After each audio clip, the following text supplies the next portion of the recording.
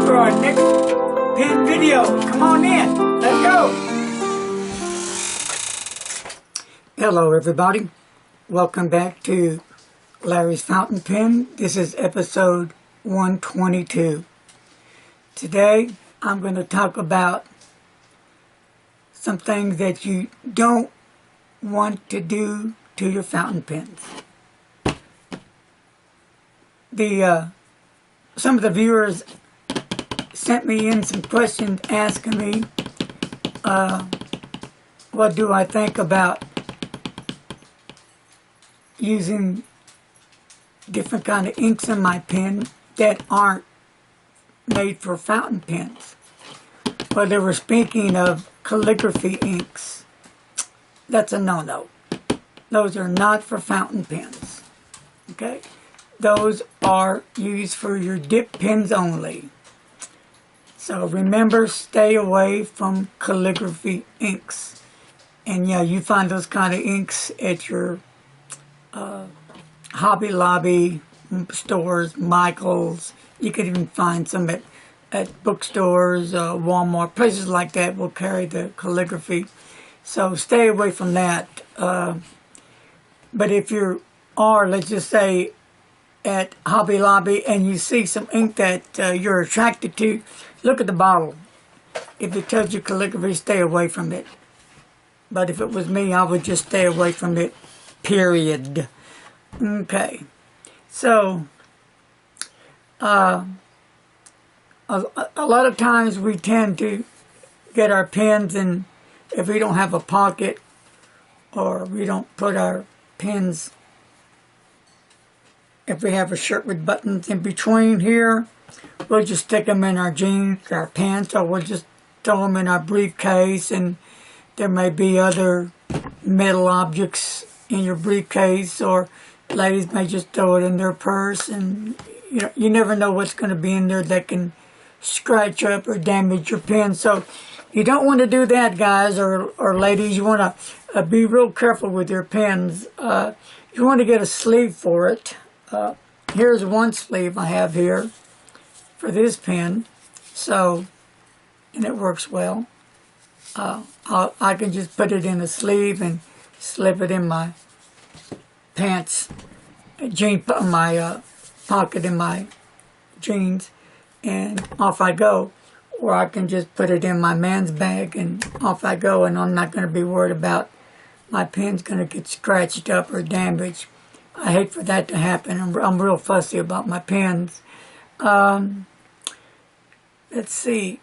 When you're writing with a fountain pen and you're just coming over from using a ballpoint pen, roller ball pen, gel pen, pencils even, you know how we tend to apply a lot of pressure when you're writing, say with a ballpoint pen.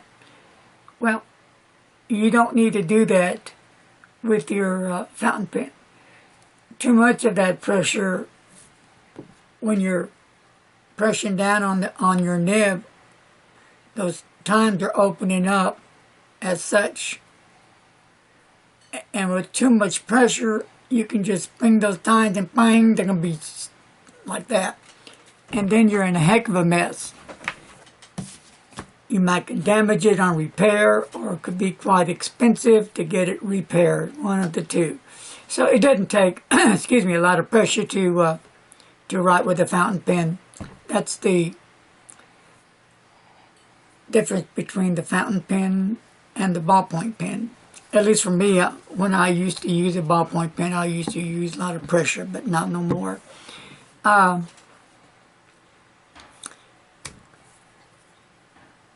You're keeping your fountain pen hygiene up to date. A nasty, dirty pen is not going to work well for your pen. You're going to destroy it. So good hygiene for fountain pens a must. But like I was saying, I just use one color in a certain pen, so I don't have to really worry about keeping it clean, like washing it out every day if I don't want to. I'll just fill it back up and start writing again. But you know, you want to clean them out at least once a month. I wash mine out. Every time I run out of ink, I wash mine out. That's just what I'm used to doing. I'm stuck with it. But like I said, you know, once a month, or if you're changing ink colors, then you're going to have to do that more often. If you're going to change your ink color from a red to a blue or orange or whatever color, you want to make sure that you wash your pen out well enough to not get the other ink that's left in that pen mixed up with your new ink. So, you know, make sure you get into good hygiene practice with your pens. However you want to do it, you can do it. Every time you run out of ink, you can clean it out. Or if you're using the same ink, you can do it once a month, or you can do it however you choose. But remember, it's important to keep your pen clean and healthy. Another one. Alcohol. Is it okay to use alcohol or acetone? Well, first of all, acetone, eat it up, eat plastic, it's gone. So don't even think about that. Don't ever use that. Alcohol, you don't want to use alcohol either. It will destroy your pen. So stay away from that. Here's one that happened to me. Dropping your fountain pen on the floor makes no difference. Let's just say if you have a wood floor or on the cement or whatever, that can damage your pen. It damaged mine. It so happened that I have a real nice vanishing point, and I was writing with it, and it slipped out of my hand, and don't you know, it fell right on the nib, and it made that nib go kind of up. So I've sent my pen off to have that nib worked on. I'm lucky because it was salvageable, that it didn't just destroy the nib. So lucky, yes. I've been out of my pen for about a month this time, something like that. Yep. So anyway, be careful. Don't drop your pen on hard surfaces. Don't drop your pens at all on the floor. It'll damage your nibs, and you don't want that. Let's see what else.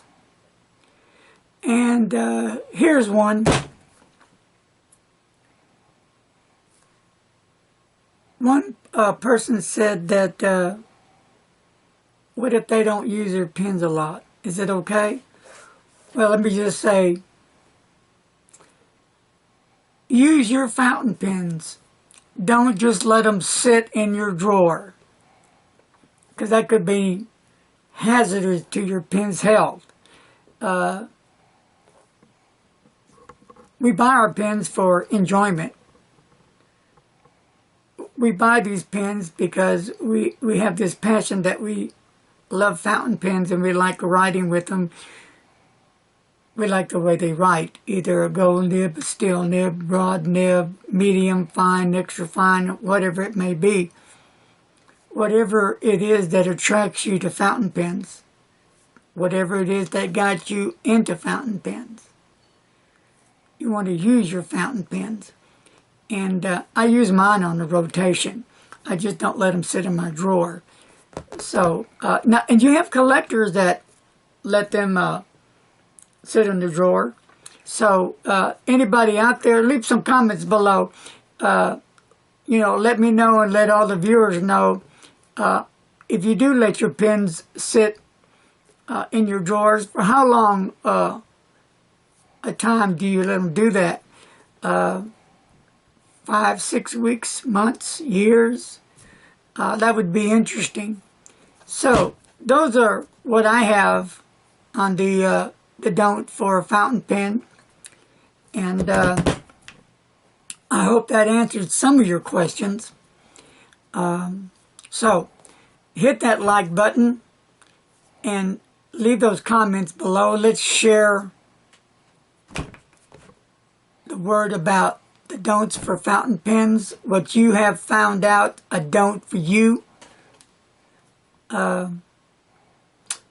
So, that's going to conclude this episode of a much needed don't for fountain pens. So, with that said, subscribe to my channel if you hadn't done so, so that way you'll be notified when my next video pops up. And be safe and don't text and drive. I'll talk to you later.